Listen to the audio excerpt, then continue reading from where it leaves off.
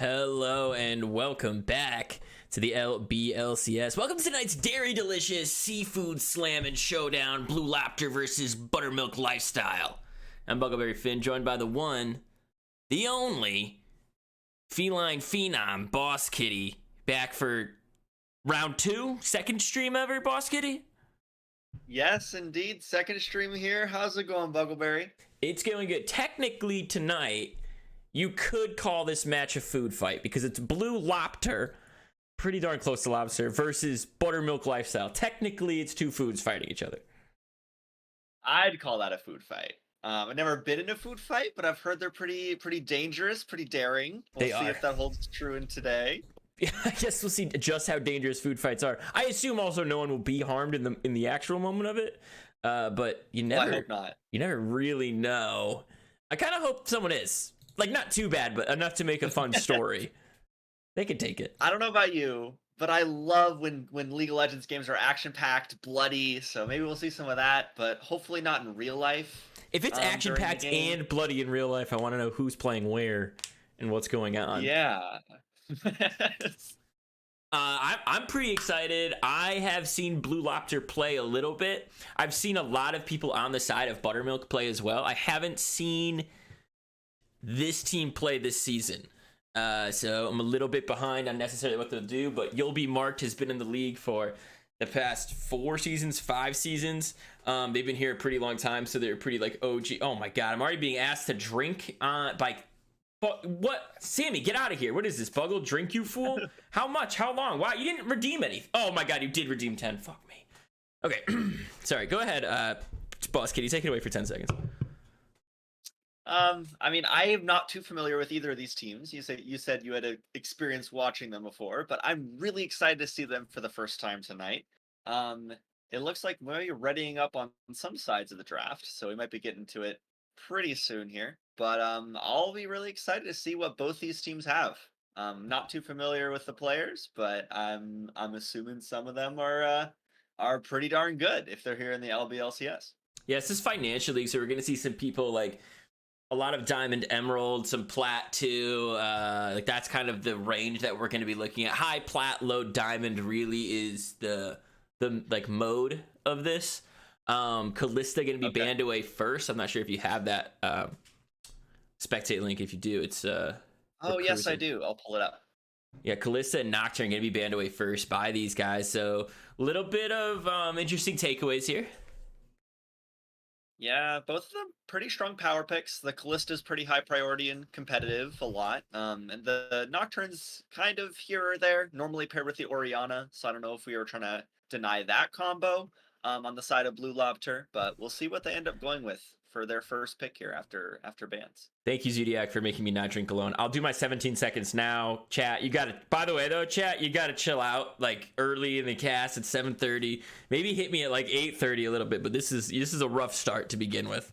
Hui is a great ban. Hui is the most annoying champion to me, just because like all of the skills, the artwork looks the same, and I have old eyes, and I'm weak and pathetic, and I can't tell what's happening.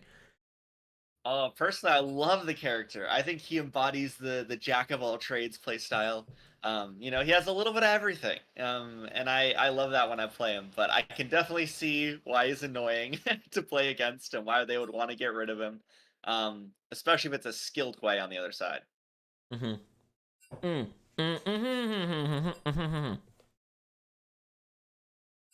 Sorry, they gave me 10 more. I was trying to communicate that through hums. They gave me 10 more seconds. I'll be right back.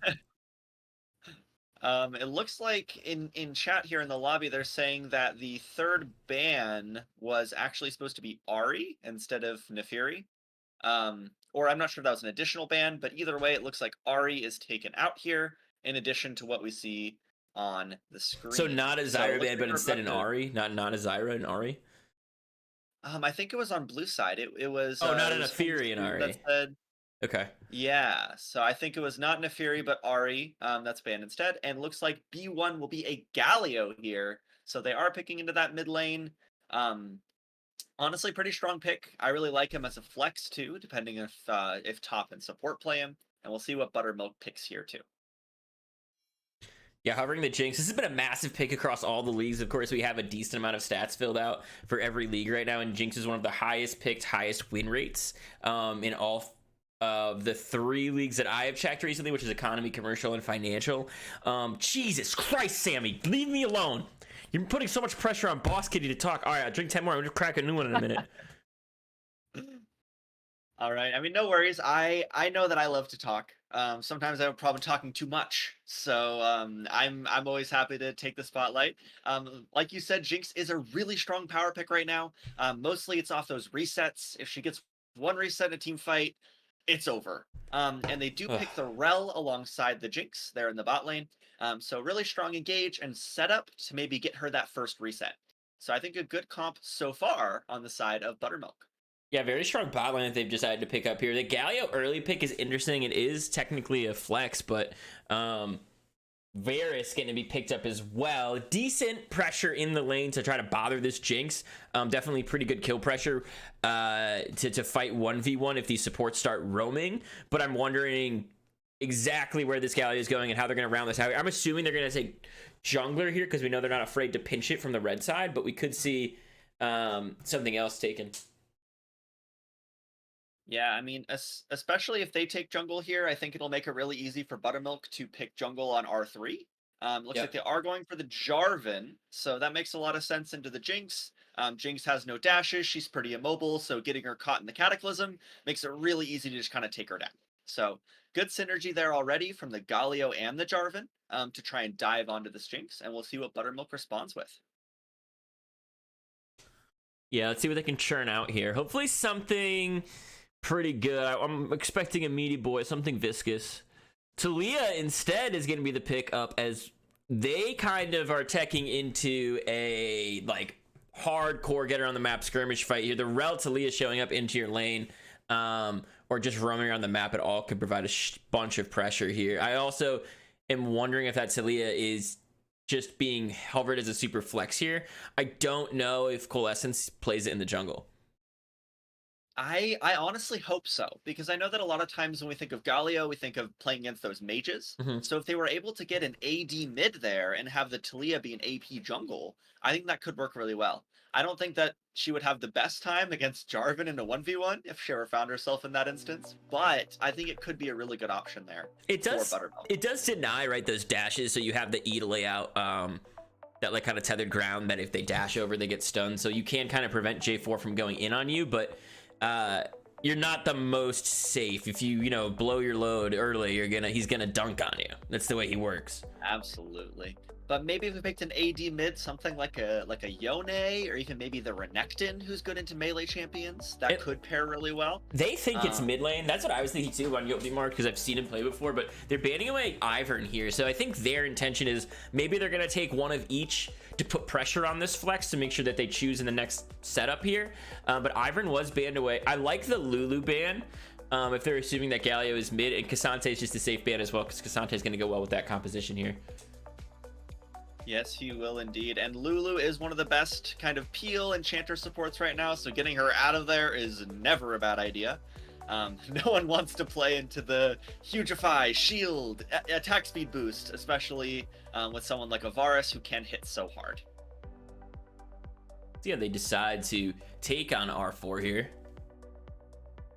Interested if they want to take something with a little bit more aggression to match this Rel until you're going in. If they're going to pick something, they can go back. Oh, they're going aggression. Oh, they're angry.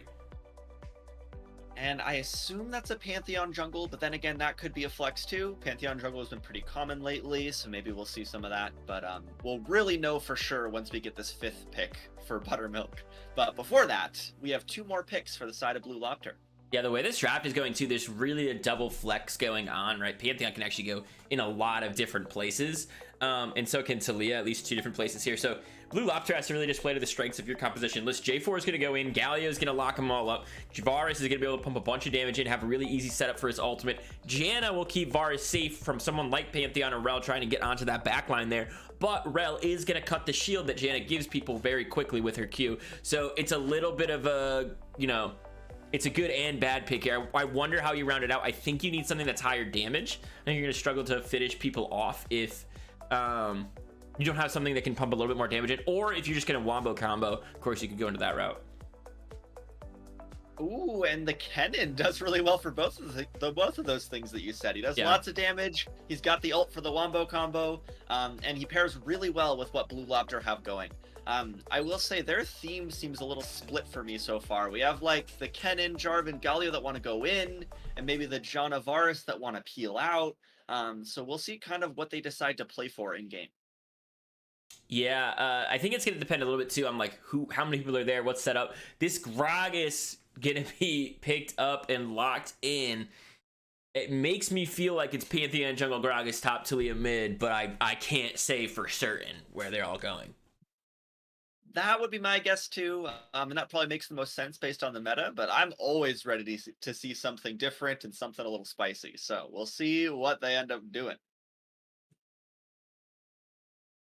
Yeah, I think we'll get a Schmeckle bet going in just a minute here for people. Rucha, if you're out there, that's on you to set that one up, but I'm looking at these teams, and if I'm thinking where I'm putting my Schmeckles down onto this game, I like the aggression that both compositions have. Personally, I really like a Jinx pick. I think it, if you're looking at the statistics in the LBLCS and you're being like, where should I put my Schmeckles? Usually you want to put them on Jinx. But for me right now, I personally play the 5 champions on Blue Lobter better than the 5 champions on Buttermilk or Lifestyle. So I'm going to go with the Blue Lobter just because I can pilot those and I know how they work a lot more than the other side. Yeah, and I mean, honestly, me too, in a lot of ways. I am really good at the Taliyah. But besides that, I'm not good at any of the champions on that side. And I think that this wombo combo could work really well for Blue Lobter. Yeah. So I think a lot of it is going to depend on that early game. It's going to depend on where this Jarvan ends up and how he can really play the map. Yeah, and to answer chat's question, Jace to Ace, this is like high plat, low diamond, so like a lot of emerald players, a lot of diamond 3, diamond 4s. We have a D1 in here. We've got, a P1 in here, so we've got a pretty safe mixture of ranks, but everything that kind of floats from diamond to platinum is fair game in this. And actually, the most interesting lane might be the mid lane here, which will be UB Mark 2's plat 1 up against a D3 mid laner, so be interesting. I agree. I mean, I'm always one to say that I don't think rank really means that much, but once you get kind of this threshold, I think that you've proven you're good at the game. You know what you're doing, and you can play with a team. And that's why I love watching this kind of elo, and I think that they'll end up playing the game at a really good, maybe not elite, but very, very solid level. And that's what I expect to see. I'll get the Schmeckle bet going right now, while Boss Kitty's actually going to regale you with their morning routine. They're gonna be very clear about everything they do in order, start to finish, how they wake up, what position their body's in, all the way until they have their first sip of whatever drink they have. Go ahead. Ooh, interesting request, but I might kind of disappoint you a little bit here, as my morning routine lasts only about 7 to 10 minutes every morning.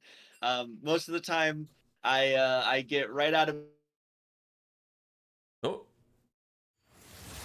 I'll stand up, I'll get dressed, I'll go and brush my teeth, brush my hair, and I'm basically out the door.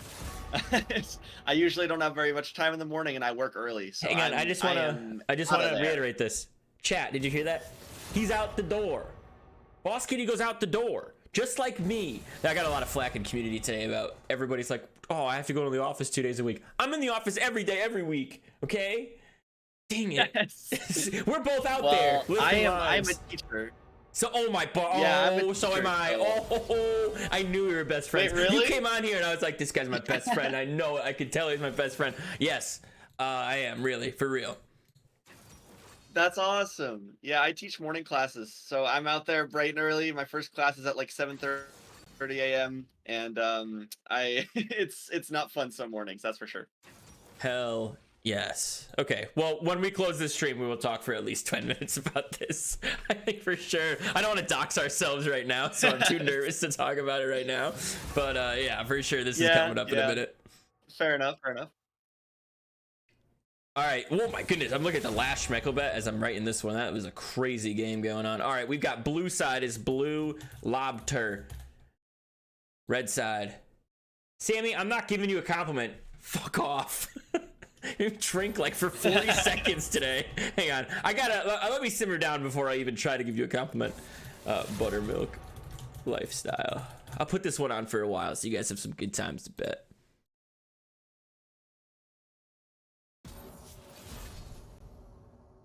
And it looks like both teams are into kind of drafting now within the client, so we should just be a few minutes before this game gets started and the show's on the road.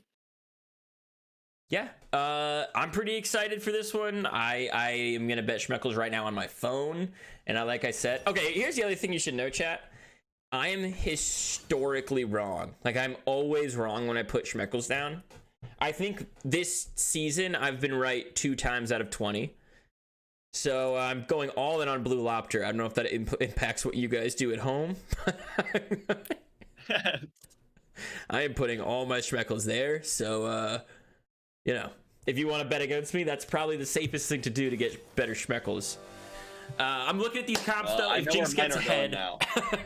One of us has to win. One of us has to win. Secret Schmeckle trading. All right, I'll give you a compliment now, Sammy. Let me think of some nice words. Sammy, you're really genuine. Oh, hang on, I have to pretend to be more genuine. I mean, I have to be more genuine when I give this. Hang on. Sammy, you're still not genuine. Hang on. I need to. Can you take over for 1 second? I gotta do like a little warm up. Yeah, do your own routine. For the brief moment here, I want to talk about this top lane matchup. As a top laner myself, I think that the Kennen is so annoying to play against. He's really good in lane, really good in fights, and so I think that could make a big difference here. And it's also a pick that I don't see that often. So I'm really excited to hopefully see some action in the top side this game. Sammy, are you all warmed up now? You do a lot for this community, and a lot of people don't see it, but I really respect you. I see you. I value you as a human being, and I'm so happy that out of anything you could do with your imaginary fake money you have here at the LBLCS, you decide to make my life most nights far more difficult than it needs to be by spending it to make me drink. Okay. The other person who did it, oh my goodness.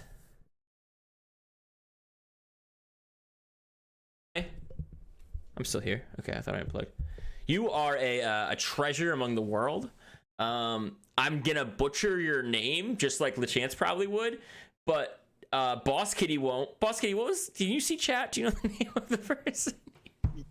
I'm guessing it's Lenari. Lenari, I agree. That's what I was gonna go with. That's exactly what I was gonna say. So if you're wrong, then we're both wrong together, and if you're right, we're both right together. Yeah, you can blame it on me. Yeah. Lenari, you are so active in community. You bring up the best in people. You are engaged with how people interact inside of our Discord, and I respect the hell out of that.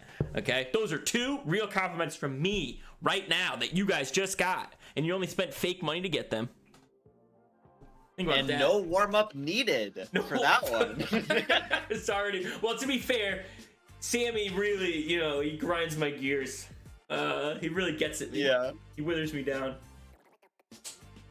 Also, we'll point out, another Mr. Ellis said that they refuse to believe that members of the LOL community are out there being productive members of society, which I always think is funny. When you meet another, LoL player in the wild, it's, crazy. We had people, the 2nd or 3rd year of the LBLCS, we had somebody move into college that was playing in the league, and someone on their floor or in their, dorm building was also participating in the LBLCS, and they found out because they were hanging out together, and they were like, sorry, I gotta go play my LBLCS game, and they were like, what? And then they ended up being, buddies for a little bit and talking to each other. It's very funny. Whoa, that's crazy. What a coincidence. Very coincidence. Not at all, they could have known each other prior from very different states and everything. So world's pretty small when you think about it. Squee-wee. Indeed. Okay. 30 seconds. Did you lock in your Schmeckles? Did you bet Schmeckles? I didn't. Okay. I don't actually have my own Twitch account. Oh my goodness. I'm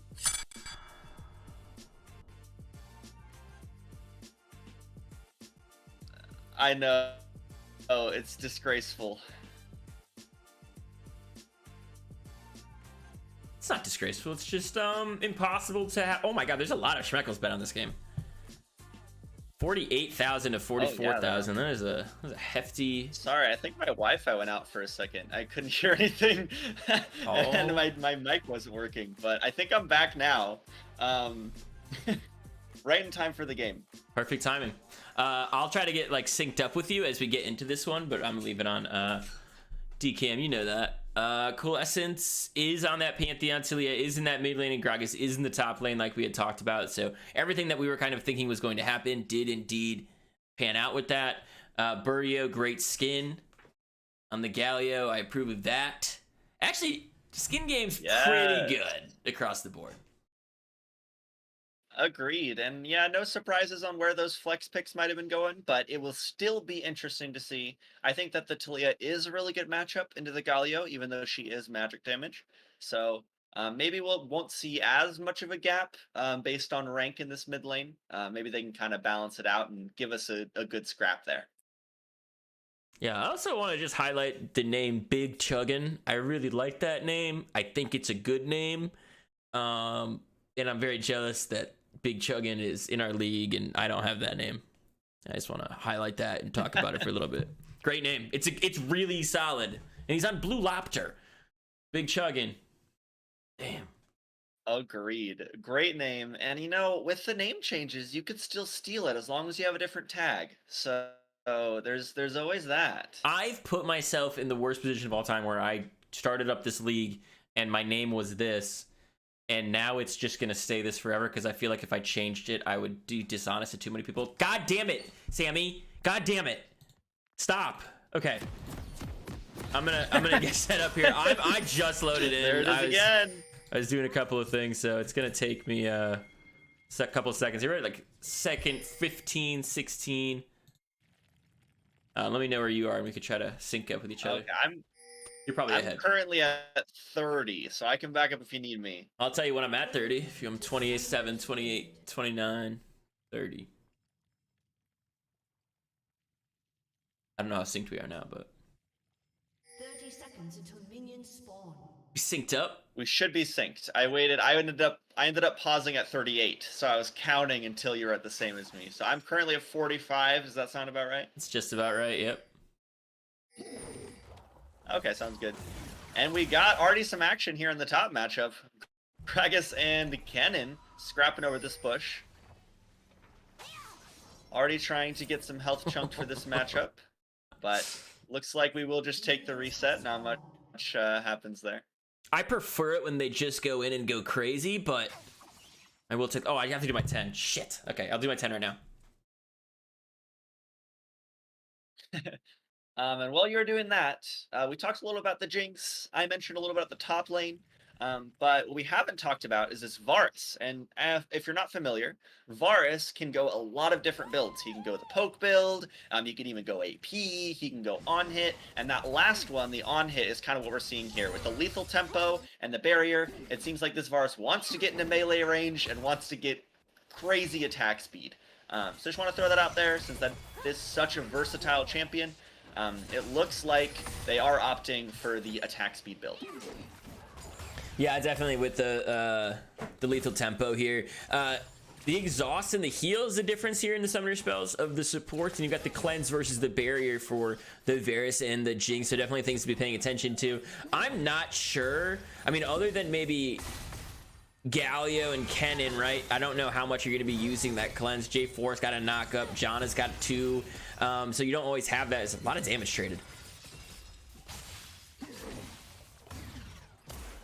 Yeah, indeed. Galio is chunked real low there from all those rocks, but does get the recall off. Doesn't die to, how do you say that? Marset? Marked? I'm not sure. I've always gone you'll be marked, so I just say marked. That's been a really good trade. Okay. Okay, that makes sense to me. And these lanes playing out about how we'd expect. Lots of health trades. And you were mentioning those summoner differences. I was looking. There's actually not a single ignite in this whole game. Yeah. Which I think is crazy. Especially on characters like the Rel, we'll see it a lot, where you're kind of diving in, you're going to do a lot of damage early. But actually, both teams opting to not take ignite. I think reducing the incoming damage from that Kennen and from that Varus are the two more important things in their eyes. Are like, hey, if I actually just get Jinx the reset, and maybe your idea is like, okay, I got to take Ignite, let's get it, let's find the kill. It also gonna be like, let's make sure Jinx survives whatever onslaught they begin with. So if that's the Kennen diving in, sure. If Varus is able to pop that ultimate, make sure that you get that early exhaust and just reduce a little bit of the damage coming in.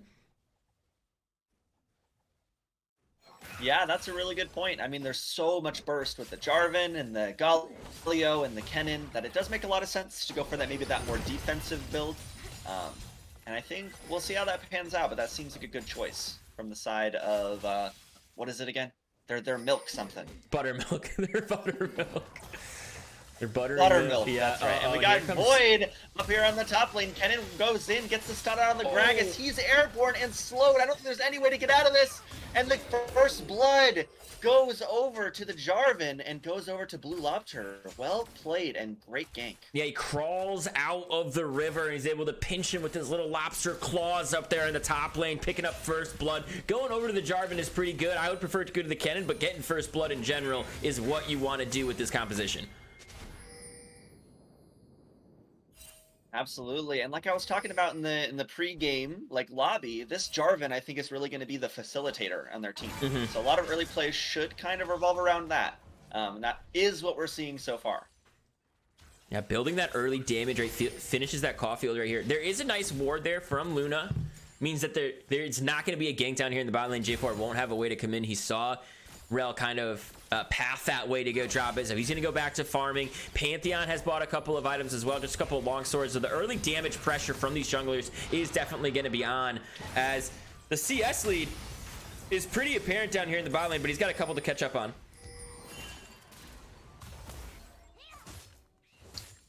Yep, and both bot lanes do kind of trade back and forth here. The Rel is looking maybe for some engage angles, but the Janna makes it so hard. Such a good peel support. So not a lot of action so far in this bot lane. Yeah, I see people starting to converge on that minimap around the dragon, though, as Pantheon's in there clearing out wards. Over the wall is J4. If he's going to try to do something, maybe. Yeah, I think they're a little too linked up to take a fight there, but Coalescence does get chunked as he's clearing out the ward. Looks like neither team will go for that early dragon. Yeah, tough to put pressure on the red side for the early dragons. You did get an early kill top, but Jarvan and Pantheon are both going to kind of handshake, walk away, clearing their junglers again. J4 starting to get a little bit of a CS lead by clearing a little bit faster, but won't last for too long because Pantheon's going to start to show up with his level 6 soon, so he won't even need to kind of walk to lanes to gank. He can show up from pretty far away. Absolutely, and noticeably, both junglers are on top side here, and both top laners have hit level 6, but Talia is going to get the knockback with Coalescence in the area. Shinigami decides to stay in, doesn't have the dash anymore. Is he going to get stunned up? Does have the flash available, but is able to just walk away. Good discipline. That's what I was thinking. Good discipline, holding the flash there, not panicking, as the Gragas might have found something in the jungle. Homeless Student is nearby to help out too. Janna's trying to create something. Big Chuggin has ultimate. Could choose to try to find something to go in here. I don't know how much are going to converge. Bot lane just hanging out, slapping each other with some autos. Indeed, and it looks like Buttermilk is going to start up the grubs here. So it seems like Blue Lobter just opt to trade the dragon. They decided they didn't want that river fight. It didn't look great. And the cast does come out here from Gragas. Big Chuggin does pop the ultimate, gets the stun off. But who's going to die first? The Rel's here to back it up. It looks like this Kennen is not long for the world. And Big Chuggin does go down.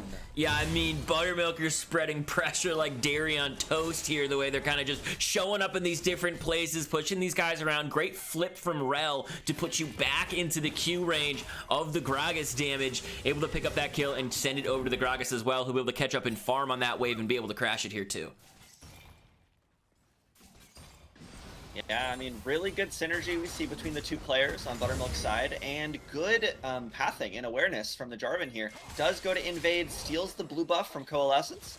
They know that they were still finishing grubs on top side, so the invade was possible, and they actually might look to catch him on the Gromp here, or maybe even dive this Jinx. Yeah, it might not But be a Jarvan dive. does go in, knock the airborne.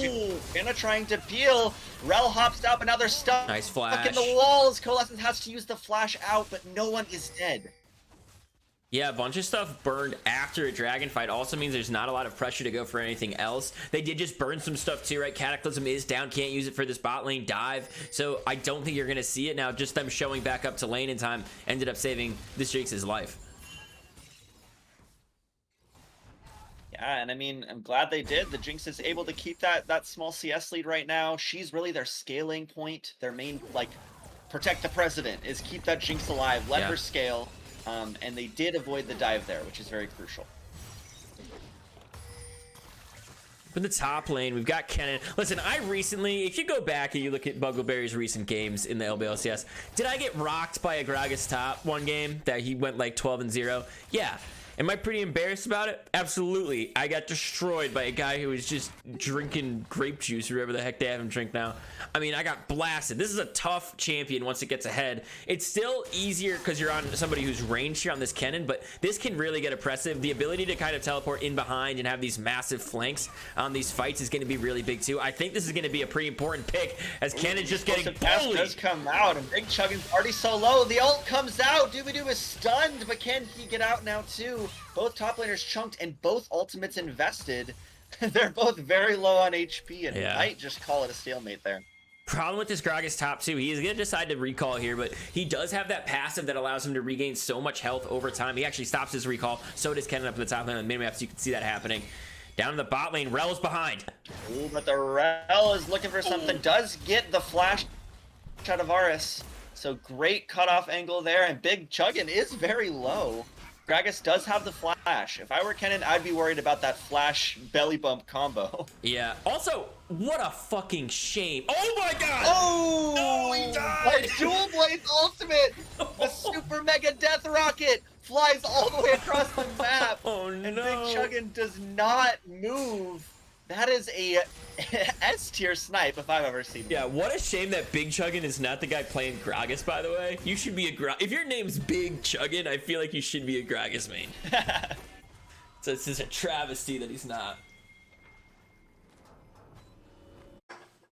Agreed. I mean, we see how much Gragas drinks. I feel like it's only fitting with the name. Speaking of Rel drinking, is sitting kind of out of vision here. Speaking of drinking, let's get another one going.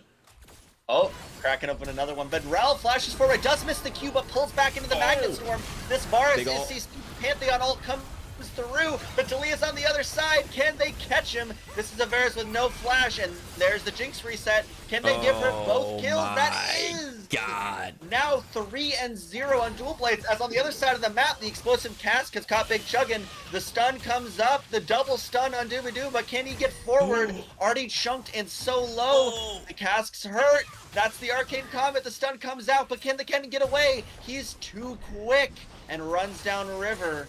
It looks like Big Chuggin might live another day.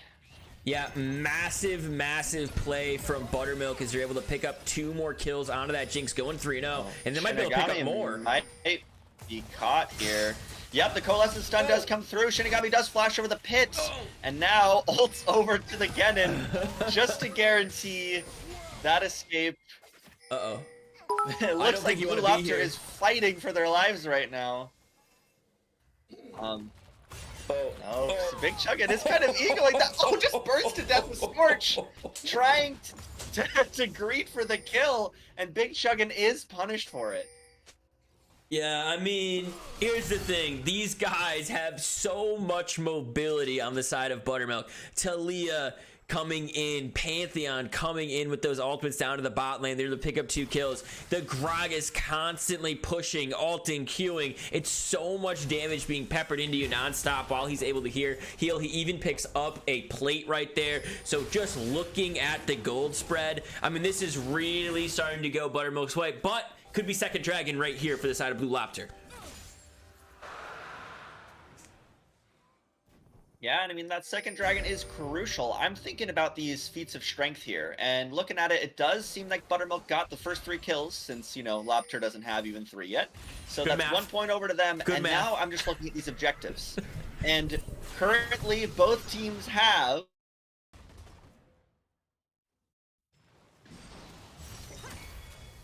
tower will decide these feats of strength. Yeah, next tower is going to let us know what exactly is going on here. The explosive cast comes out again, as there again is the ultimate, and this Kennen is just trying to run out of there. I count that's what 3 for 3 ultimates used by Big Chuggin just for Peel to keep this Gragas off. Big Chuggin, and not let him get the kill. I feel you. By the way, kill wise, this is really going and like I told you, I've been right 2 out of 20 guesses. And I put all of my Spreckles on Blue Lobter. Now, they're still in a great position to take this game. But I feel cursed in a way I can't talk about. I don't know why I'm cursed. I should just always do the opposite of what I'm thinking, I guess. You know, there's a lot of time. I mean, dragons can still win you this game. Absolutely. I mean, if I was Blue Lobter, I'd be looking at these dragons, especially if they can secure the 3rd one. Yeah. That'll like a really good pathway to winning this game. But I am scared of this 3-in-1 Jinx. That's all I'm saying. She's massive right now. She's got a lot of money in her pocket. She's starting to build her 2nd item right here. And Rel's been on point with the CC. I mean, 5 of the kills, but 3 of them fully set up by the Rel. Big Chuggin might be caught out here again. Coalescence is nearby. If they can get the stun, the explosive cast hold him in place. The stun goes through, and that is another kill on Big Chuggin. This is not a fun laning phase for this ranged top laner. Yeah, Big Chuggin maybe be drinking a little bit too much tonight, going 0-4-1 to start it off. But let me tell you, Big Chuggin, you're still doing better than I did against my Gragas I played against. So I don't want you to feel bad. You're doing fantastic, bud. I did far worse. I think I was like 0-7 by minute 10. Don't even start to sweat it, bud. Agreed. I mean, this Kennen is one of those champions, too, where as soon as you get into those team fights, one ultimate can change the game. Right. Never not useful, to kind of put it in a weirdly worded way there, but I think you get what I mean. Yeah, Buttermilk, dude, does need to really start to either, you know, go all in on this Rift Herald here and get a nice big explosion, start to really take these towers, or start to be setting up for vision around this dragon coming up in 2 minutes.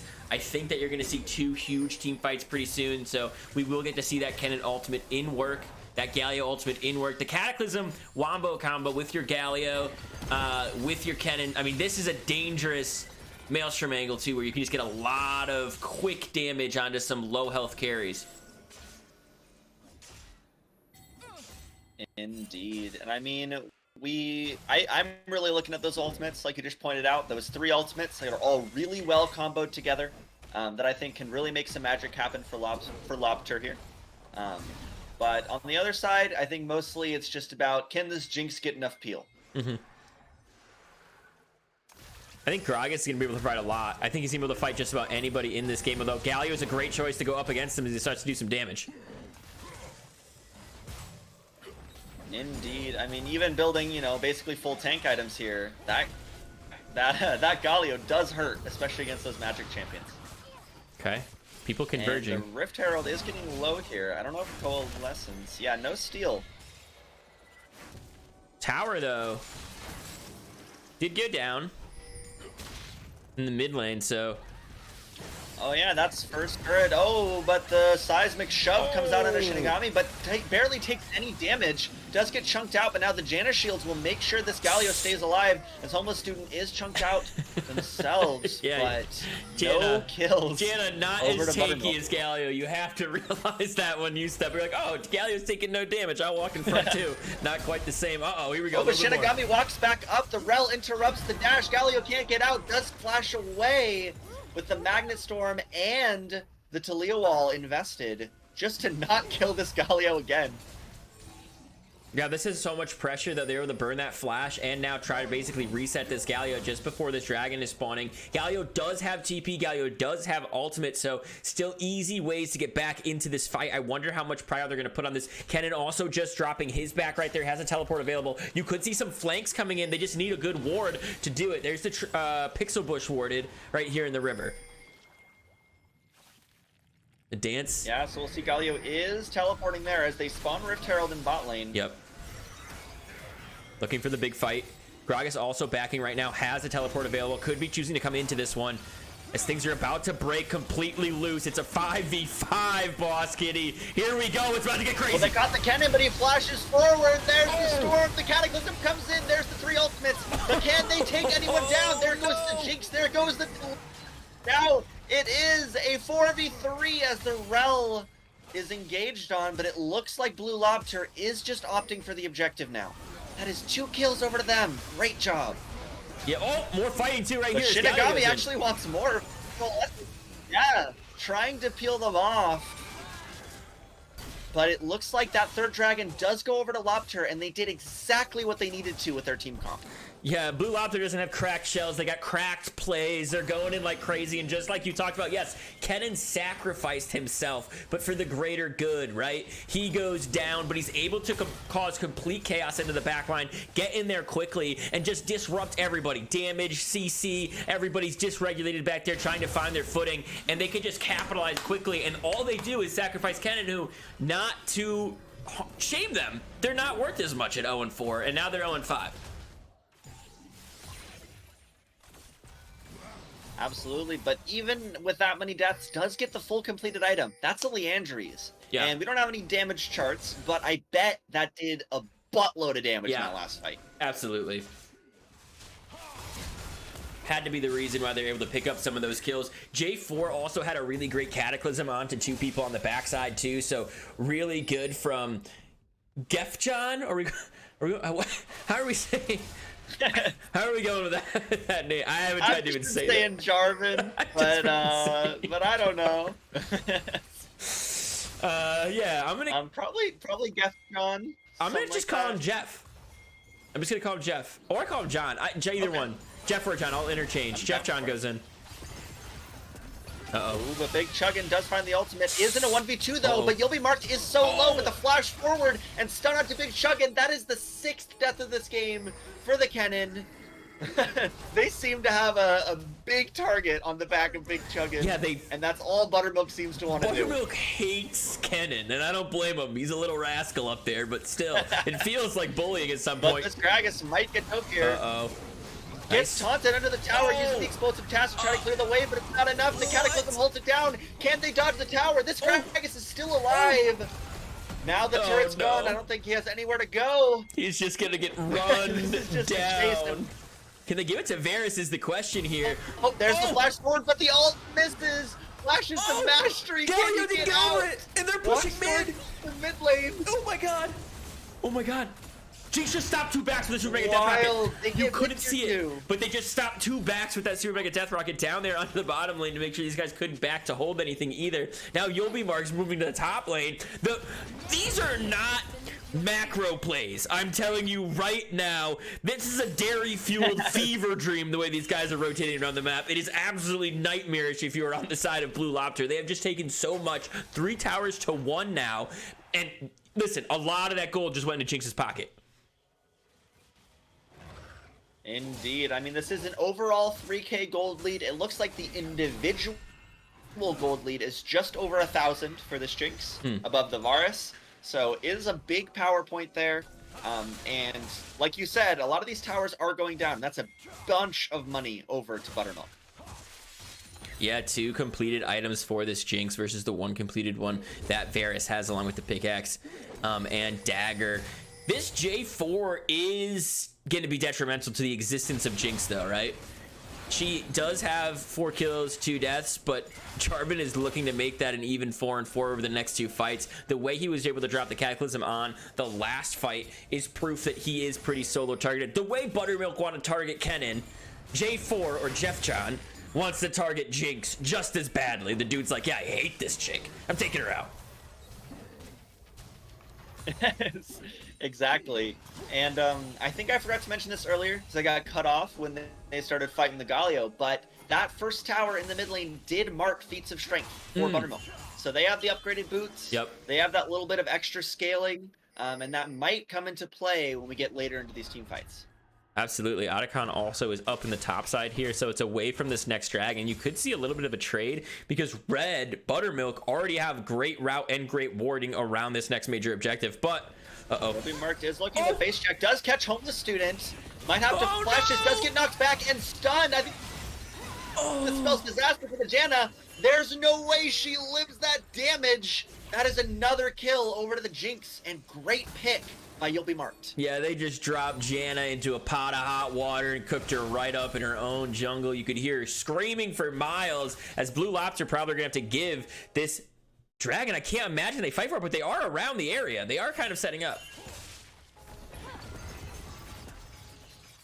Yeah, Jeff John does barely not get caught by the seismic shove there, so kind of crucially. Both of these top laners do have teleport if a fight breaks down. Oh, no! Oh, but the explosive cast already goes down. They don't want to wait for the fight. The Gragas investing that ult on again. I'm having flashbacks. He might have to use the ult again, another Come on, defensive Big one, but actually does get the burst down. Come on, Big Chuggin.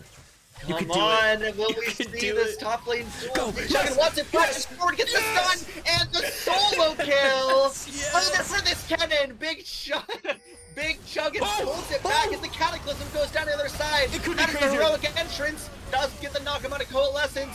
Going for the taunt. We'll watch this Jinx. They get the first damage. A second kill over to Big Chuggin.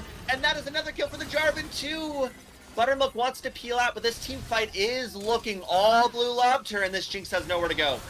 Yeah, I just can't believe it. Lobster's now back out of the pot, and they're gonna be breaking into your base pretty soon. Massive plays from these guys. Nice teleport from Talia just to stay alive so they wouldn't press it in. But during all of that, Dragon still goes over to Buttermilk.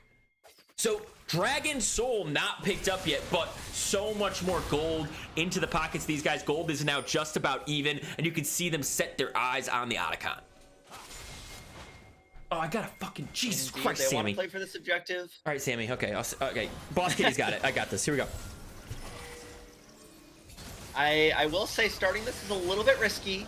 Buttermilk is already all back up, and they don't have a lot of resources in the last fight. But they do want to fight for it. This round just decides to face check, is taunted up, and one shot. That is Varus damage. That is Varus damage, and now Coalescence wants some more as the Gragas on the other side of the fight. The Super Mega Death Rocket does fly by, but there aren't very many resources here for Blue Lobter. Very split fight as now Big Chug into trouble. Chuggin finds himself in the bad place, but can they get anything off it? Coalescence does survive. The explosive cast comes in. This might look like a Jinx fight. This is exactly what she wants. She's running them down. Can Shinigami make it out? The Gragas CC will come through, gets the flash forward. There is nowhere to run. Triple kill, dual blades. Yeah, Dual Blades whips out both of them right there, and the side of Buttermilk are going to turn their eyes to the Baron. Big Chuggin just put a little too much more in his mouth than he could swallow in that fight. Tried to go a little bit too deep, couldn't quite pull it off. I loved his aggro aggression, but you got to stay compact in these because we've talked about it. Once Jinx gets rolling, these fights get taken over so quickly. She spreads across your team, the damage slathered all over you, and you just can't escape. Baron now into the pockets of Buttermilk.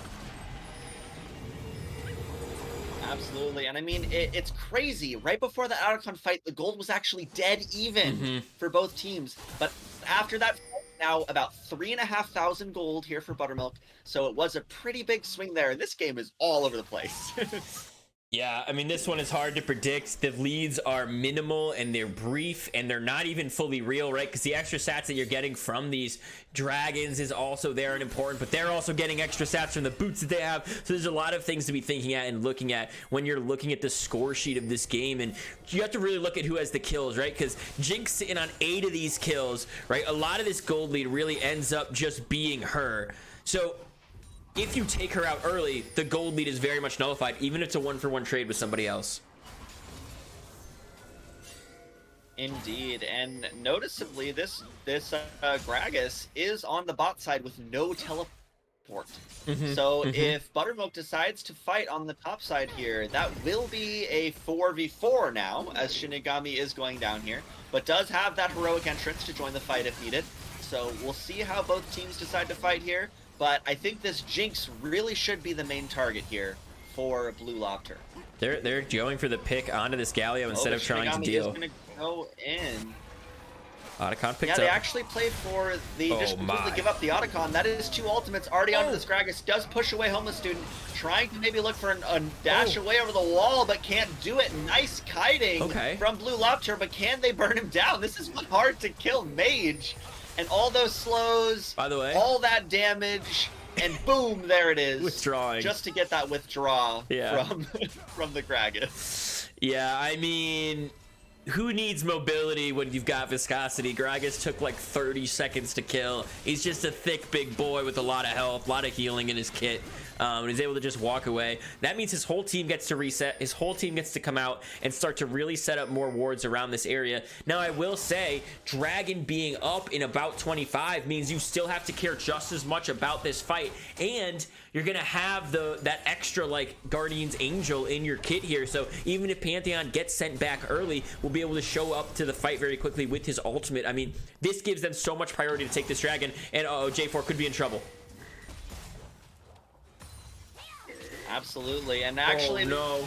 The explosive cask already coming out here as both ultimates used from the top lane. Big Chuggin wants to escape Protobelts away, but this Gragas is so fast and so sticky. I think this might spell the end for our favorite top lane friend. Big Chuggin, he keeps getting bullied by this big mean Gragas, and it is triggering me. I don't like watching Gragas win again. He just beat me recently. This is a nightmare for me. This is a nightmare. Oh no, don't tell me he gets out. Oh, but now stuck. Oh man. Cataclysm. Ooh, as the flash is taken off of Varus there, we have a very split map right now. They're fighting in the top lane, they're fighting in the mid lane, but it seems like no one is dead so far. Yeah, and Cannon should be up pretty maybe I spoke a little too soon. They're looking for this. They might Gragas want this. wants it. He's fighting under the tower. It's gonna take They are tower. at least forcing down this tier 2. A lot of damage. Ooh, but Shinigami does kind of hop in here. The Magna Storm comes out. Buttermilk is more than happy to take this fight. They all have those revives. Yep. This is a teleport in behind we from have Cannon. TP flank for the Cannon. He does have the ult up. Big Chuggin, this is your moment. Come on, Get in Chuggin, there. no. Gets the ultimate up, but not much comes of it. He's going to get burst out, and that's the reset for the Boom!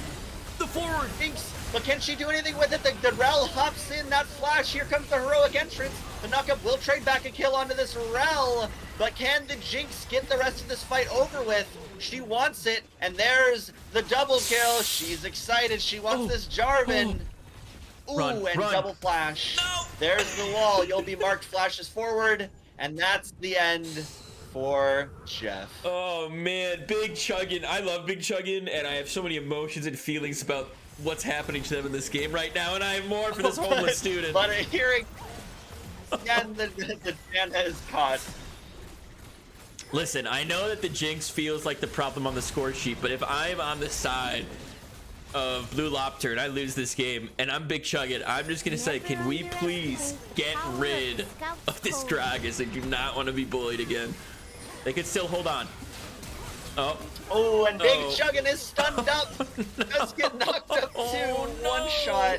Big Chuggin. And there's the Varus short after Shinigami. Can you save the game? Trying to taunt, trying to keep them off the Nexus, but with no hope. That will be Buttermilk taking game number 1 of this series. Well played from Buttermilk here in game 1. Hi, Dragon Slayer Luke. You say, oh yeah, it's grandma time. Welcome, grandma. Dragon Slayer Luke is my grandma. Because that would be what my grandma... If my grandma made something, they would call themselves Dragon Slayer Luke. Oh my goodness, these guys are already super ready in here. Let me get you into this next game, Boss Kitty, as we're blessed with a wonderful game 1. Yes, please. Hopefully we're blessed with just... I mean, that game was very awesome. back and forth.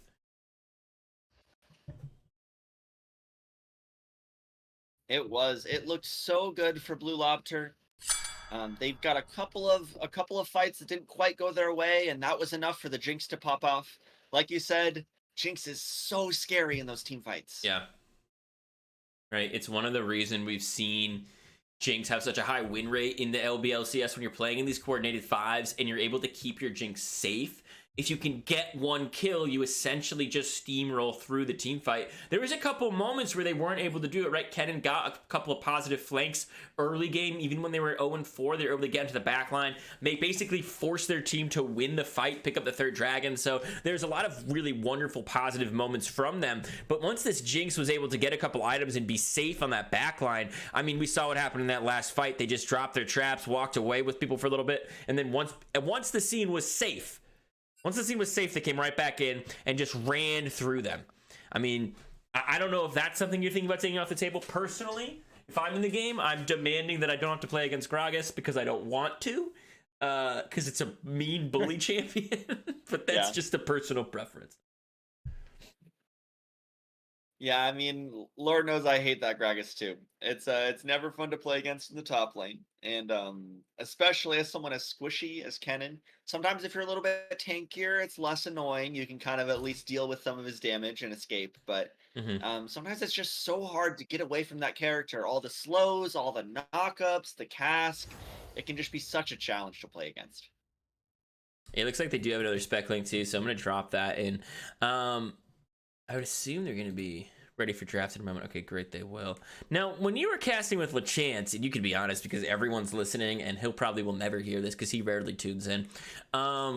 Did he ever play any advertisements to give you a break, or did he just make you stay online with him? You could be honest. We were just online the whole time. Wow. Here's what I'm going to do. And yeah, LeChance, I know you're not listening at all right now. I'm going to give you a break at some point, probably when we're loading into game 2. So, if you want to get more corianders, fuel up, that's what I'll be doing with my small amount of break time. But we're going to go into this pick and ban in a second. What are you changing? What are you doing? Now, Blue Lobter did lose game 1, so they have side selection. And it seems like they have selected Indeed to go red side here. Yeah, I mean, I think if we're on red side, it's really going to be about using that counter pick. Maybe in that top lane, give Big Chuggin a little bit of a break. Yes. At least know what he's playing into to try and get the better side of that matchup.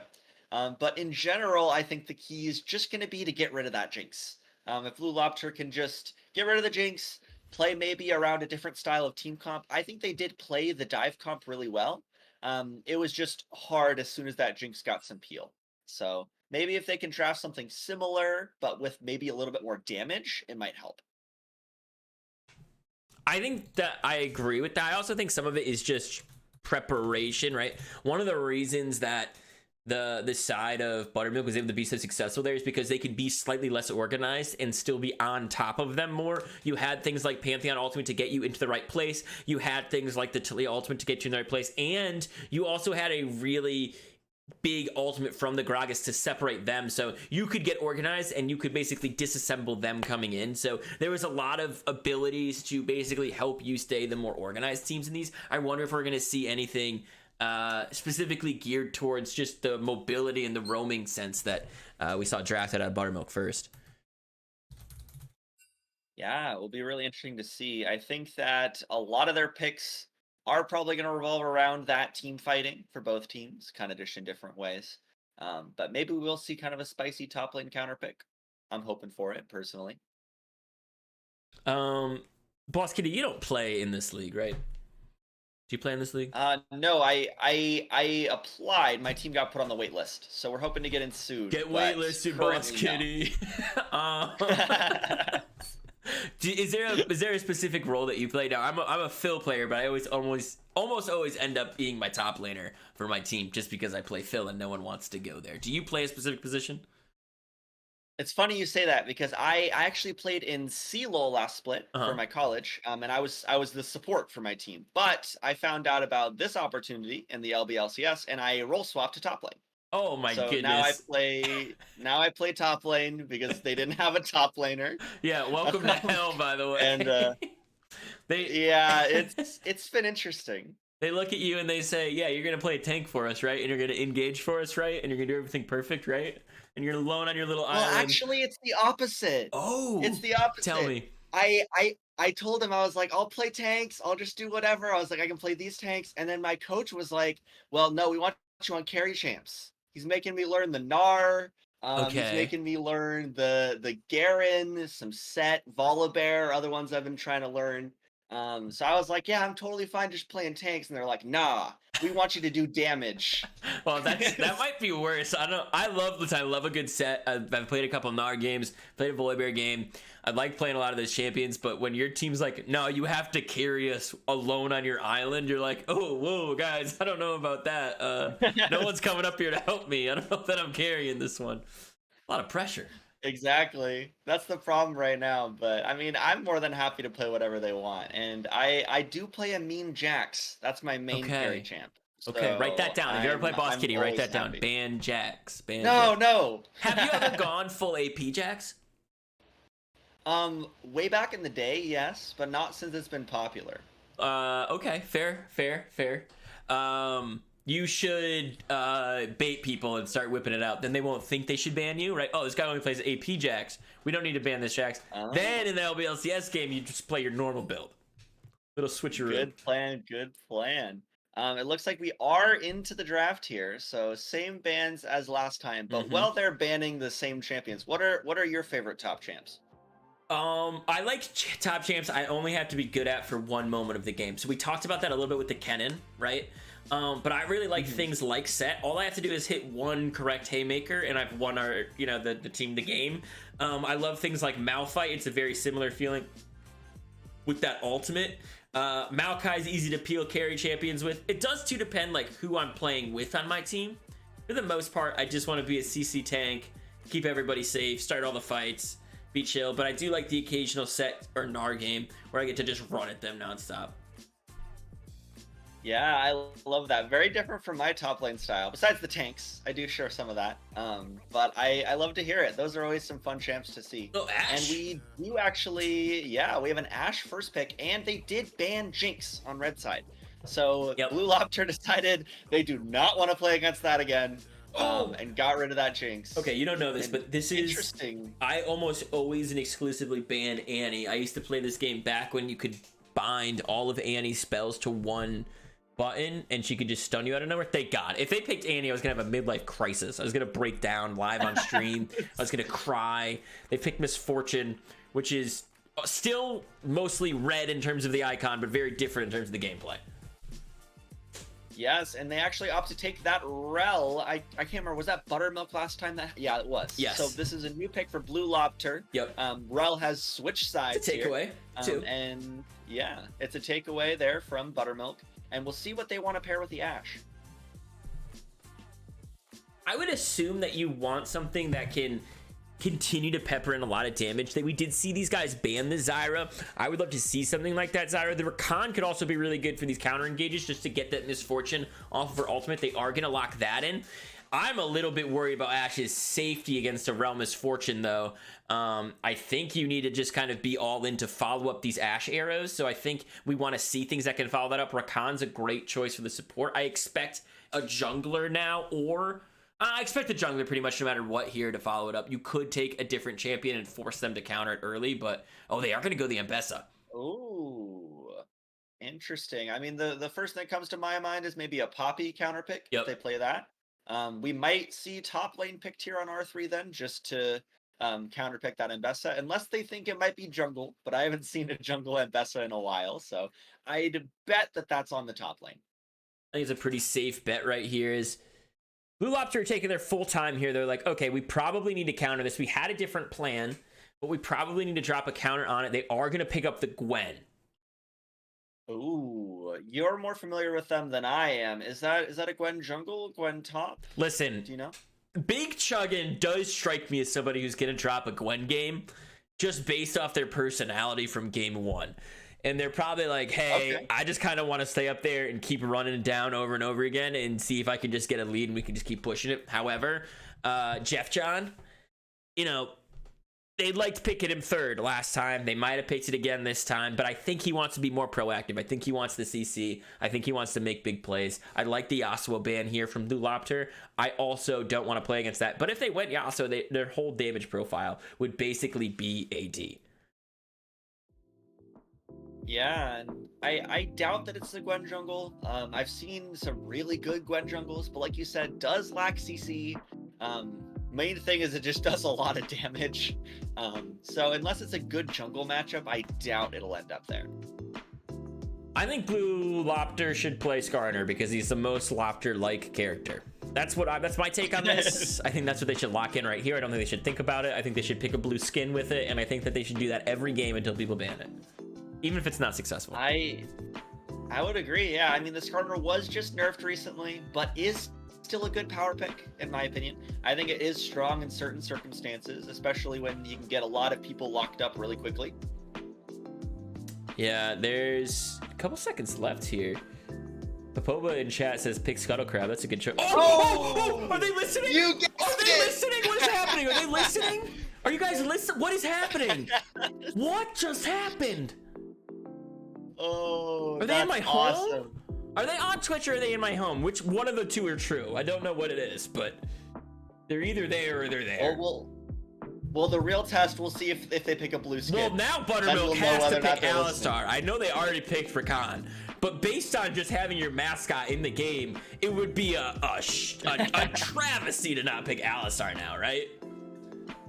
Yeah, I mean, maybe we'll see, full AP Rakan jungle. It's not out of the question. True. If they want to go the Alistar, but that one might be a little far-fetched. I love that. Buttermilk does... Sorry, go ahead. No, you're good. Fire off. You just had a good comment in chat. I really liked it. Oh, Zin's out. Not Alistar. Not Alistar. So that is Rakan support, sadly. But the mid-jungle duo locked in for Buttermilk on blue 4 and 5.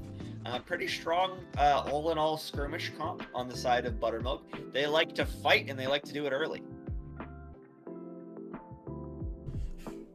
Last game. Oh, this is going to be a very interesting pick. We did see the Ari ban last time. They kind of did the Jinx instead of it this time. But they're dropping the Mel in return. The Mel to the Ash Arrow. The Mel to the Ari Charms. It's going to be really strong if it's used correctly and you drop that W in the right spot at the right time. I think it's going to be super impactful. They also picked their mascot this time, the Skarner, so I can't imagine that they don't absolutely cream them this time. However, last game, it had more twists and turns than like a yoga class for snakes. I mean, it was literally like this team's winning, now that team's winning, now that team's winning. It was all over the place. So this game I'm expecting does something similar. These teams are not teams that back down. These teams are not teams that refuse to trade objectives. We're like, hey, yeah, you guys have pry over there. We're just going to run for this dragon. We're going to take this. We'll sacrifice the Void Grubs. We're all fine with that. So I'm expecting a similar style to break out for the first 15 minutes. I'm wondering where each player is and how quickly these champions are able to get off the ground. Personally, again, God, I can't believe I'm going to do this. Vega's going to kill me. I might put my sprinkles on Blue Lobter just because I like a Rel Misfortune that feels really easy to understand and execute. Yeah, and I mean, we saw how valuable the Rel was in game 1, and just one good Magnet Storm to hold them all in place will make that bullet time do so much damage, and can easily win Lobter a team fight. So I think I'm with you this game. We'll see if that ends up being a mistake. It usually is. I haven't, no, by the way, I'm now 2-21. I'm now 2-21 for how often I am right, just to be clear. And those two that I was right were back-to-back in the same stream. So it was more of an anomaly of a stream than it was. Actually, you know what? Forget everything I just said. Earlier in this stream, I said I should do the opposite of what I'm thinking. So therefore, I will do the opposite of what I'm thinking right now. And I'm going to put money on Buttermilk Lifestyle because I said, don't believe in what you think to myself. And that's what I'm going to bully myself to do the other. Damn it. Okay, well, now we are on opposite sides again. I'll one of us has to win. Blue Lobter. We'll see if I win 2 games in a row. By the way, chat, I know it seems like, wow, Bolo, you're doing a great job streaming. You're totally not making a bunch of mistakes that are really apparent. I'm not, but I will if I try to make this Schmeckel bet again. So someone else should probably take that over for me before I break all the LBLCS for a third time. Here's the really wonderful thing about this is, guess what? They're going to go into the Schmeckel bet, and me and you are going to go into a nice, really quick ad break. So we'll be right back. Hope everybody has coriander with them and is cracking it open. A 6-pack of beer is just a 6-pack of beer. But a 6-pack of coriander? Now that's something to celebrate. Carefully crafted with one main ingredient, one signature flavor, coriander transcends hops and malted barley.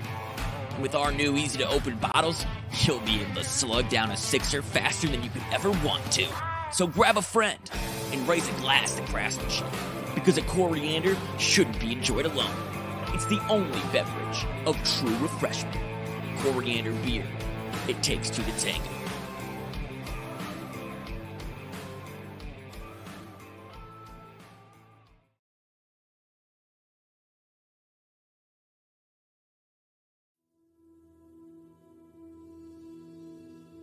Ladies and gentlemen, thank you so much for joining us today. A groundbreaking day in LBLCS legal history. People would die without schmeckles. People can't live their lives. They can't get food. They can't get corianders. How would you expect to live without a schmeckle? Schmecklegate. You saw it because you were there. The people were there. Mighty Fool sent money to a place it didn't need to go. What people don't realize is just exactly how involved Dingus was in all of this. The Mighty Fool played his hand, and I was one who benefited. You thought you could get away with this?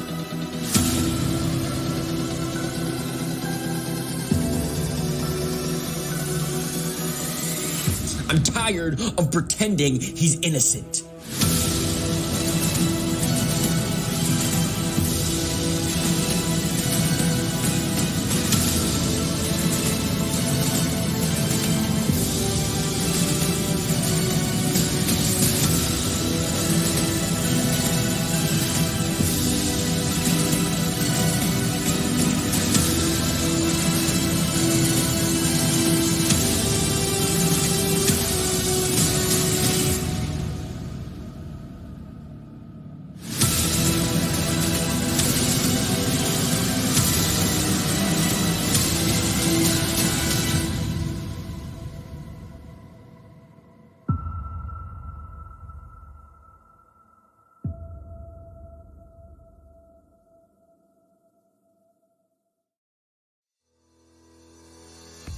Hey there, this is Buggleberry Finn from the LBLCS. I'm excited to bring you the news about a new coriander product, Coriander Cognitive Supplements, or CCS. These clinically tested supplements are mind control pills. They remove all thoughts and memories that aren't about the LBLCS, and they're safe for all ages. I take it 14 times a day with my coriander beer, and you should too. Let me give you an example. Have you ever felt out of place, confused? Is your home life a wreck? Your relationships falling apart? Everybody getting promoted at work except for you? Is that bully Derek back? Don't worry. CCS is a solution for you and your kids. Here at Coriander Labs, we believe in medical science, and we don't believe in therapy or working through your problems. Join us on the adventure to enlightenment and making sure that you can only think about one thing, the LBLCS, a safe place for all. Coriander cognitive supplements may increase the risk of death, spontaneous combustion, permanent memory loss, insanity, hallucinations, dementia, warts, increased toe growth, and mild indigestion. Here at Coriander Labs, we're committed to one thing and one thing only, helping you forget your life. The best part about this pill is you don't need a doctor's note. You just need to join our Discord down below.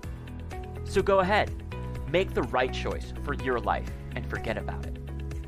We'll see you online.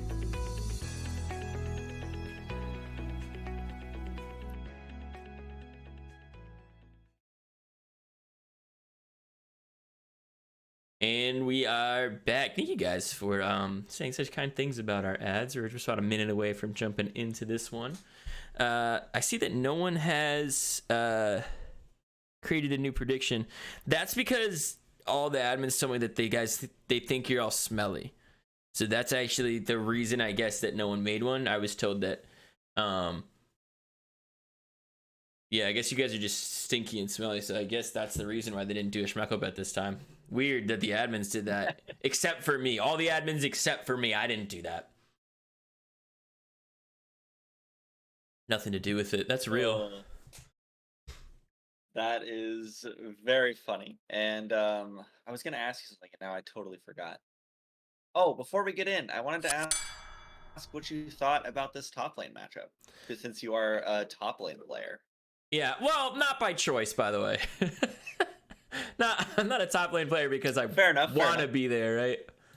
I am the, the person tasked with it. What do I think about this top lane matchup? I don't want to be against either of these champions. They both move too quickly for my brain to understand what's happening. I would rather be on Gwen because I feel like you have to, it's more forgiving for you to make errors. Obviously, at this high level, they don't care about that, right? And Bess's ultimate is super dangerous. You get into the backline. But with that one, you're kind of just ult and you're in. And if the other team is ready for it, you're a little too displaced from your team. So you might see them be like a little too aggressive with that. You might see them working a little bit too hard to try to find the flank angles. Whereas Gwen, you can walk in with your team, be a lot more safe, follow things up from Skarner, or follow things up from Rel, kind of add on to the extra damage that Misfortune is doing. So with those reasons, I personally like the Gwen. The matchup itself is slightly more just Gwen favored early because she has this ignite. She's able to take that, right? You have a very safe 1v1 prospect, but Xin Zhao and Skarner are going to be looking there for an early kill, I think. Yeah, and Mel does walk up here. You'll be marked does get the electrocute proc, but it seems like no kill here at level 1. Yeah, no kill yet. Is yes, chat. I'm getting the overlay.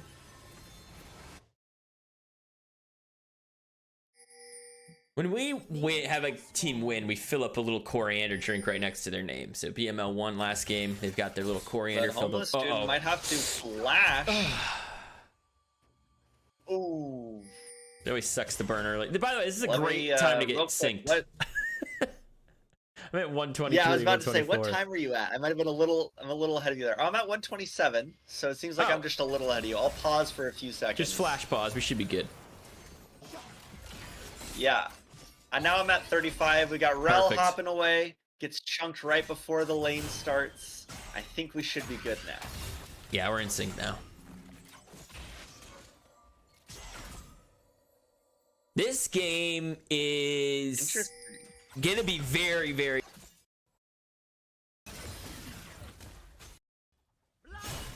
Actually, think you drafted a team comp that needs to constantly group. Big Chuggin also taking some damage here early.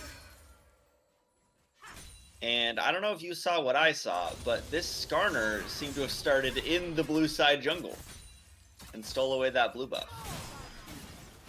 Yeah. Gonna be tough to start to recover from Xin Zhao. He hasn't even noticed that has happened yet, so totally unaware. Gonna have to make some adjustments in a moment. Maybe look for an early gank in the top lane. Yeah, I know that I like to do stuff like that whenever I play jungle, where I'll go and steal a buff level 1, just see if they notice. And it does usually mean they end up looking for a desperation gank. So yep. we might see that there from Xin Zhao, but hopefully he can keep the mental. Xin Zhao, actually, it might be pinged out for him because he's going into the other side of the jungle. They still see that he hasn't been in there yet. He gets the full team to go in there for the blue buff. So just on that mini map, if you're watching where they are, this is wild. Yeah, that is Jeff, or Jeff John, however you want to say it, is seemingly unaware. But now the blue buff is traded back, so that is even camps for the junglers. Yeah, and just talking about these two teams, I'm looking at the stand. Oh, someone gets rooted. Be marked. Oh, and Ari is kind of low here. Does charm in the way, but who's going to win the battle? Flash forward, and that is the execute on the Mel. That passive extra bit of damage right at the end there does make Shinigami win the trade. So well played by both mid laners, honestly. But Mel does come out on top. Totally crazy. Looking at the standings for these two teams, Rel doesn't want me to talk. They want to try to find these fights. They're not going to be able to. You can't do it, Rel. I'm still going to get to talk. Haha. Okay, Blue Lobter, 4-1 in their series, 8-4 in their games. So winning a solid 67% of their games right there with an 80% win rate of their series. 5-0 for Buttermilk Lifestyle. So a team in second place on the table at 10-2 for games. We're looking at this is a second place versus a fifth place matchup tonight. So up in financial, I mean, this is the top of financial duking it out here. I'm expecting we could definitely see a 3-game series, especially with this first blood starting to go towards, Big Chuggin. He's putting a line in his mouth. The Can you Big swallow it all? Chuggin is looking for this all-in trade. Yeah, got the wave push, and even a level down is out-dueling this Ambessa. Does have the ignite, crucially, so maybe will win these early fights if played correctly. Yeah, you have to be cognizant of that if you're the side. By the way, I'm the type of top lane player that will notice the enemy top laner took ignite, say it out loud to my team, and then still die to them level 3, and I'll be like, oh yeah, they had ignite. That's why I lost that. That is the type of person. Oh, Jeff might walk into a face check here. Skarner, it does suppress, pushes away. The Ambessa finds out a place, but Jeff's already taken some damage. But it looks like no one will go down. Oh, but as I say that, Shinigami coming up the other side, looks for the root, but doesn't find it. Nice. Is knocked airborne, but Ambessa's already too low to You'll fight. be more coming. The reflect comes out, and now it's a 3v3 here in the river. Oh! Everyone is so low. That is already 2 over to Buttermilk. That's what it is. Over to Buttermilk. They found the fight that they wanted there in the river, and it's only Big Chuggin that survives. Big Chuggin. Oh, maybe I spoke a little too soon there. Survived the first onslaught. They're looking at the second wave now. The Shattering Strike and the crash down as Rakan goes on to the misfortune. Ash with the lethal tempo is walking them down as Big Chug on the other side of the map is getting dove. Oh my God. As Coalescence does get executed. No gold coming over, and this is an action-filled map. Big Chuggin. Listen, Big Chuggin, you send me a DM. I'll try to hype you up, but I feel this is the top laner that had this Over the recent flash forward massive. Oh my barrier. God. Here comes Skarner. Fortune has to use the flash too, but now Skarner back up. This is a 3v2 in the bot lane. Can Dual Blades find anything back? The misfortune is low. No flash does cleanse the slows. The flash 4 from Dual Blades. Oh my God, no way. Find a kill at the very least. As go down. That is a 2 for 1 for the side of Blue Lobter. I mean, that was an insane series of events right there as the teams are just beating each other all up. I just don't know what you do if you're the side of Gwen there. I cannot believe you did not get the kill up in the top lane. I can't believe that they got executed there. Oh, it would feel that's such a mood killer, heartbreaker, buzz kill kind of thing to have happen. But again, we're seeing a trade of objectives. They do scout this out. They know the trade is happening. Indeed, and Xin Zhao does go to take the grubs. Coalescence picking up that first objective for the side of Buttermilk. Luna. Yeah. Went in a little too deep. The Rakan tries to go for a Dragon Steel, looks like, as the root comes down in the mid lane.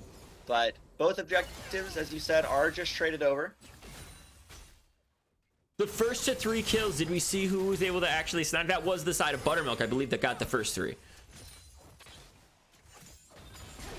I think you're right there. So 1-for-1 objectives, no towers taken. Okay. Yeah, I think they got the dive on the Gwen before anyone died in bot lane, if I'm not mistaken. So I think that is over to them as this Mel does so much damage in these trades. I feel bad for You'll Be Marked. Just a crazy amount of damage from that Mel. Gonna get crazier too. He's able to block a couple of massive things coming out, like you have the Ash arrow. If you could start to block that, just reverse the engage here.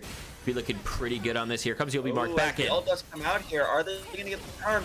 The reflect is already used. The charm goes wide though. As Coalescence is here, but there's no gank to be had. Can't believe they weren't able to connect it. They were able to get the Mel to burn it early in that fight, but then just could not find it as Mel wearing those blue suede shoes, just moving back and forth. It's always important to click as close as you can to your character model, just to move quickly without moving your hand too much, right? So when you're clicking on that screen, like, just keep it really close to your character model. That way you could kind of change direction in an instant. Something I'm bad at is that, but it's something you should do if you play the game. Oh, the freaking proc it goes, and the Mel ultimate. I'm not sure the name of that ability, but that one is crazy. That is just so much damage early game, and You'll Be Marked does go down from the ultimate, which now I'm finding is called Golden Eclipse. So very nice ultimate there from Shinigami. Great solo kill. Yeah, Shinigami 2-1 now in this game, starting to pick up a good amount of kill, has a good CS lead as well, so nice pickup with this Mel into the Ahri, starting to work really well. Needs to start to work in these team fights too, though. I expect that they'll be able to start to pop off. They are down in gold as a team, the side of Blue Lobter, as It's just a very narrow lead for the side of Buttermilk as they're pushing some waves in. Uh-oh. Duel. Top lane. It comes out. Sorry, I realized my microphone wasn't working there. Big Chuggin's already low. Both ultimates come out, but it seems like the Skarner's here just to protect the top lane. They don't want a repeat of game 1. Oh! As Shinigami might be in trouble here. Flash is actually into the charm. Xin Zhao comes in, and that is a kill over to the Ahri. We're gonna slow that one down. I don't know what kind of mind game that was. Someone clipped that. But, oh my god. That's crazy. The super wide charm toss baits it. Here's an ultimate down but bot the lane. enchanted arrow as the charm comes out. Now it's another 3v2 in the bot lane, but this time for Buttermilk. The crash down comes through, and the Misfortune is the target here. They get onto her. The bullet time does nothing. This rel is slowed, so slow. Nice gets the flash, but evades the knockup, and the rel lives another day. Yeah, this Xin Zhao starting to get really big, though. 3, 1, and 2 has that shutdown gold on him. Has had some really powerful and really smart roams. Everybody has good setup for him. He makes a play middle, immediately sprints down to the bot lane. And uh-oh, here comes Jeff John as well. He's kind of nearby. They might be looking for something. Almost Student is trying to bait it a little bit, but it seems like Dual Blades knows something's up. Doesn't want to fight. Yeah, you can smell it sometimes when it's a bait. Like, oh, this person's playing differently than they have just been playing, like, for the past 2.5 minutes. I'm a little suspicious. I'm going to back up just in case. Yeah, and I mean, already low on the health, does have the summoners, but probably does not want to use them. So, good call on not fighting there. As Big Chuggin is losing some lane pressure, but so far is getting the farm, is getting the items here on the Gwen. Will have a ton of damage later in the game. Yeah, and I actually don't care what happens in this series. I'm already declaring Blue Lobter the victor because they picked Skarner when I was talking about it, and I'm still thinking about that to this minute. Like, I was like, they should pick it. It's the closest to their mascot of their team. And then they picked it. So I got a lot more respect. I mean, the other team didn't even pick Alistar, right? I don't know. That's how I'm feeling right now. Maybe it'll change. Maybe it'll be different. But he even picked kind of a Blue Lobster. Even kind of did it. Like, it's kind of a green blue, the skin he's got on. Yeah. I mean, that deserves a lot of credit right there. Oh, but the Rakan here doesn't know that Skarner's behind. Actually does, apparently. Must have saw in vision for a second there. Gets the scout out, as there is no pick to be had here, but it looks like there will be some fighting here in the river. Vega, the coach of the team, says we did consider Ali. Okay, respect that. Maybe, all right, it's fair. It's even then. If you considered it, there's a talk. I mean, somewhere in a Walmart parking lot, a cow and a lobster are fighting. It's just not right here on our screen. Big Chuggin's already so low. Public execution. Oh! Got to be going down. Big Chuggin does indeed fall. And their kill for the Mbessa in the top lane. Yeah, I mean, it is rough if you start to fall behind, and that Eclipse finished up for Mbessa just means she has so much shielding every time she goes in. It's so hard to cut through if your damage is not consistent. The Ignite also wasn't even dropped. She didn't think that she was going to be able to take that at all. However, Mbessa up the top lane has teleport, and these guys are now posturing for this dragon. It could be a dangerous choice. It could be. She doesn't have the ultimate, but Rakan already is looking in on Jeff Sean. That is one tanky Scorpion. Yeah. Or for the sake of this game, we'll call it a lobster. In this game, normally it's a scorpion. In this game, it's a lobster. It's a blue lobster. It's not even a lobster. It's a lobter. It's a lobter in this game. No Sorry, S. yes. Yeah. Okay. As they are looking to fight here, the Shattering Strike comes out. Mostly just kind of dancing around the dragon until one team decides to pull the trigger. Trading going on right here in the top lane. Might have fighting here in the top lane. That Ignite. is the immune. The Ignite comes out. Does Big Chuggin have the damage, though? No ultimate available, as Shinigami might be caught here on the Mel. Does have the Reflect still. Does charm the Reflection, and the ultimate comes out, but it's not enough. That is Shinigami going down in the mid lane. Yeah, and it should mean that this dragon is easy to pick up here. Mel down for 23 seconds. Top laners both zoned out, half to back. I mean, the problem with Buttermilk is that they're just They're lactose intolerant of making mistakes. They keep doing the right thing over and over again. They're in the right places, they're making the right plays, and they're putting so much pressure all around the map. Now they're going for their, that's it. That's gonna be the enhanced boots, right? Because they picked up the 3rd neutral objective, and they got the first 3 kills. So again, they have this strong scaling option. Indeed, and in the top lane there, we actually saw both the needlework and the public execution come out. So both ultimates used by these top laners. No kill found, but lots of resources expended, and now Big Chuggin is teleporting back to lane. So, and as you said, those upgraded boots are really impactful, and once again, go over to Buttermilk. Yeah, Buttermilk is sitting in a pretty good position, about 2k up.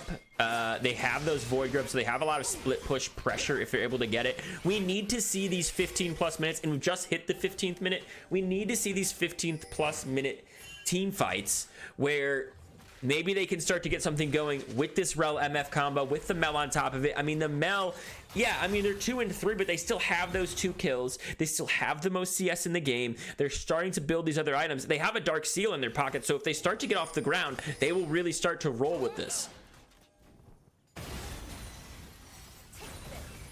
Indeed, and I mean, we've all seen what a Mel can do, but as the Ahri does go forward, but can they get the charm off? Does hold the reflect, but the charm goes wide, but that is a one-shot from Mel! Ahri one full item, and that damage is no joke. Yeah, I mean, you just get so big. You're able to do so much. Now you got 2 stacks on that Dark Seal as well, and you're really starting to scale. Coalescence up here clearing some vision out. Maybe just gonna try to trade because they're losing some stuff prio, or maybe not. Maybe he's saying, Rakan, we might need you up here. We might be fighting for this.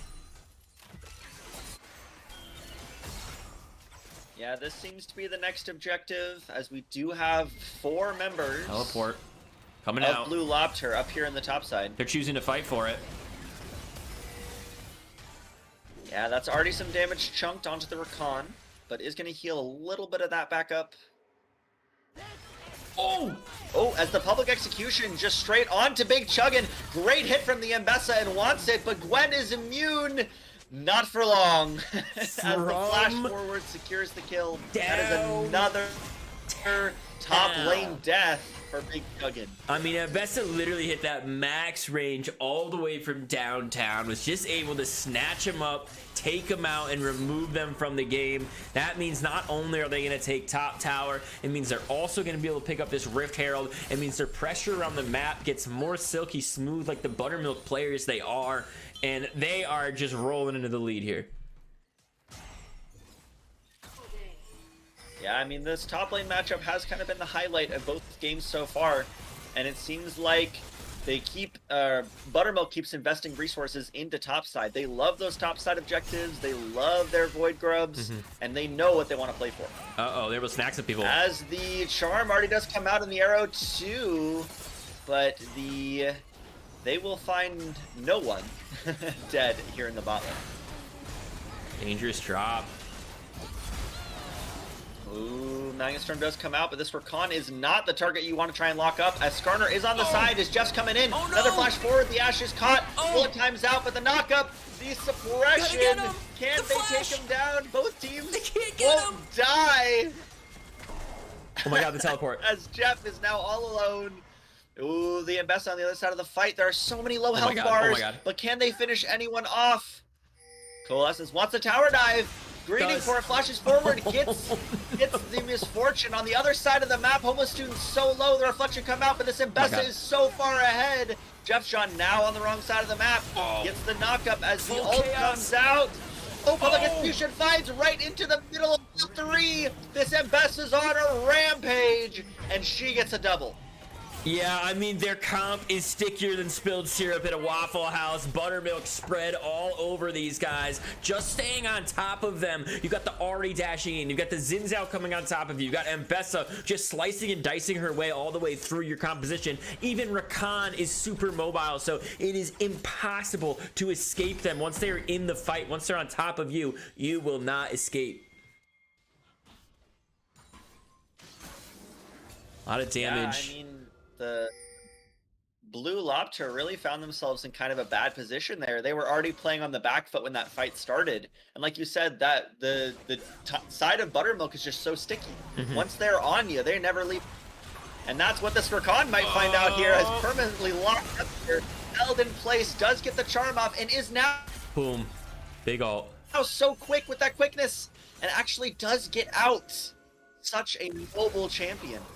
Yeah, I mean, here's the thing. They did just blow a lot too to get out of that, though. Rakan used ultimate, Ashe used ultimate, and Bessa has no ultimate, but Xin Zhao's about to get his up. These guys are grouped as 5 right here. If they can try to find a pick, maybe this fight can look a little bit more appetizing. They can't find the CC. Big Chuggin going back to the team. Here comes Coalescence. Ooh, but the Mbessa's on the flank. Homeless Student trying to keep her locked up as Jeff Gun on the other side of the fight does use the...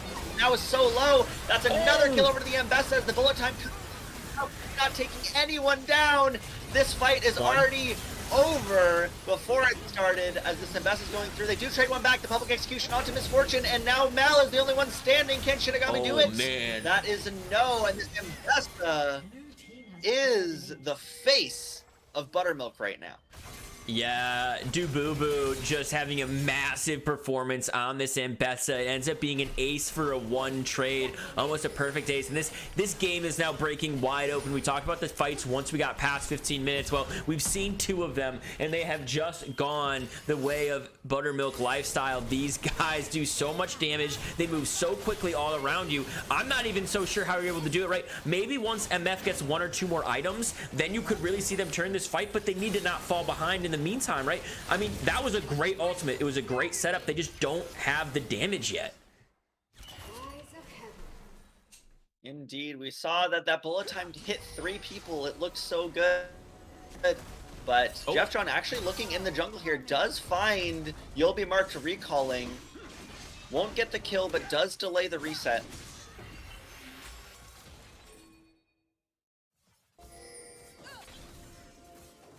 There's a lot riding on this game right now for the side of, just about everybody is Jeff John. Jeff John likes to just threaten it. He doesn't always want to connect it. He just wants to run at you and make you run away. He's like, yeah, I could get you. I want you to know that I could get you as the mascot of this team, but I'm choosing just not to. Rolling in, always ready to fight, and that's how I like to play the game, so very much respect there.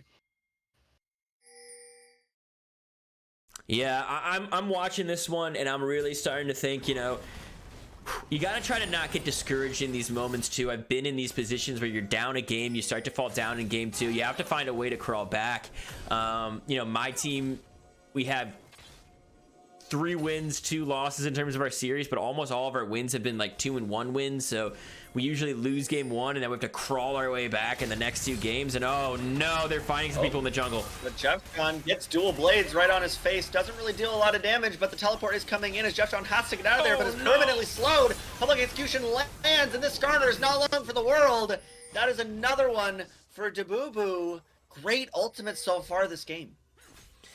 When you think about the way this composition works, you have just 4 people that will run you down and chase you, and 1 person that just is full utility ADC, and this Ashe does not mind being 1-1-6. God, Josh might go down. Not at all. I think of, like, you know, Ashe and Jhin as these kind of, yeah. I mean, Otacon is strong. Yeah, Otacon is strong. But Ashe and Jhin, kind of this utility AD carries, but maybe I won't have time to talk about that either because the needlework comes out as Dabubu is looking for more. Big Chuggin already 2 levels down, does ignite, and that damage is good, but not good enough for this 9-0, now 10-0 Mbessa for the side of Buttermilk. I mean, Dabubu has just had massive games. First on the Gragas, now on the Mbessa. These really strong champions once you get ahead, and let me tell you, this guy gets ahead. He has been getting ahead both these games. He's been a massive presence. I like this. I think he's somebody that if you're in the financial league, this team's about to be top of the table, and you got to really respect their big boy up in the top lane. Agreed. And I mean, I've seen him. Bessa look so useless before, but Dabubu is making it look so strong as Rakan does face check. Oh, no. Oh, actually is suppressed, but I think we'll be able to just dash out there. As Yobi Mark does go forward, this rel is low already, but the starter opts to tank as the reflection goes through. Nelson's taking no damage, the TP comes in, but can they keep the fight going? Mr. Kron might be cut out here as the rel flashes in, but already is dead before the Magnus Storm can do anything. That's double kill over to Yobi Mark. The Mel ultimate comes out, there's the bullet time, trades one back, but the Ambessa's already here, and she has all the gold. That is an ace for Buttermilk, and that might be the game. Yeah, it might be the game. You have Rel up in only 10 seconds, but she's not going to be able to clear these waves. They're going to push in very quickly. You might have to respect the fact that Rel can CC under tower, but you have 4 of you up. You've got 6 of these Void Grubs. You want to win this game. You want to be able to put yourself up at the top of the table, win all of your early weeks. There's a big ultimate. Magnus Storm comes out, actually does take down Yobi Mark with that Magnus Storm. Good damage there out of Homeless Student, but I think this will be an open Nexus here in a second. Let's see if Big Chuggin can do it. Big Chuggin and Jeff John, can they take it down? It's a race for the Nexus. Can they do it? Ash is already down. Do they have the damage? And that is the last hit from Dabubu. That is game 2 and the series over to Buttermilk. Well played. Yeah, Buttermilk Lifestyle didn't just win those games. They churned their way through the opposition, able to take them down in 2. Very fantastic. Yes, hashtag Utters out as these guys go top of Financial League with a massive win over what was the 5th place team. Might drop a place or 2 after that loss right there, but let me tell you, I don't want to ever queue up and be against a boo-boo. I don't ever want to, no matter where I am, what I'm doing, no thank you. Agreed. I can definitely say the same here. In solo queue, I'll be watching out for that name tag. I'll probably just FF if I ever end up against it. It's scary on a lot of those carry picks, that's for sure. Yeah, I mean, Daboo gives you boo-boos. I don't want boo-boos. I want to stay nice, clean, and healthy. Chat saying milk me. I'm a little worried about chat going on in there. Maybe we should sign off before chat gets a little too rowdy. But before we do that, thank you so much for casting tonight, Boss Kitty. Another LBLCS rep under your belt. Thank you guys for a wonderful game. Thank you, chat, for being amazing as always. I'm Buggleberry Finn. This is Boss Kitty. As Boss Kitty, even though he's only been here 2 games, he always signs us off in the same amazing sentence, the same amazing phrase he likes to reuse over and over again. That really packs not only an emotional pump, it really gets you emotionally, it gets you just metaphysically. His sentence that he signs us off with is so powerful and so important to our way of life. And we take a moment, we be quiet, and we say, Boss Kitty, go ahead. Well, that was a hell of an introduction, or I guess an introduction to the end. But I will sign off by saying thank you very much for having me. This is a great stream, and I can't wait to see more amazing League of Legends from the LBLCS moving forward.